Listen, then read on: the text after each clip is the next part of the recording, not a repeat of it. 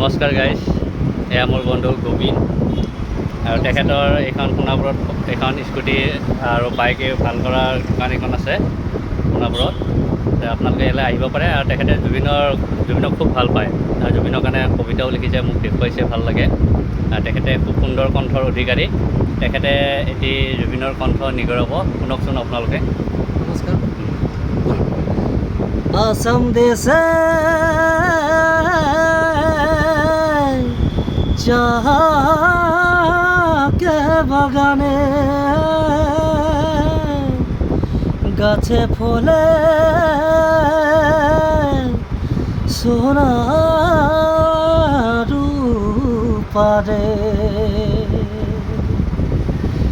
হরিয়ালি চাকে বাগান মোরে ধনী कहा जाबो छाड़िए आशा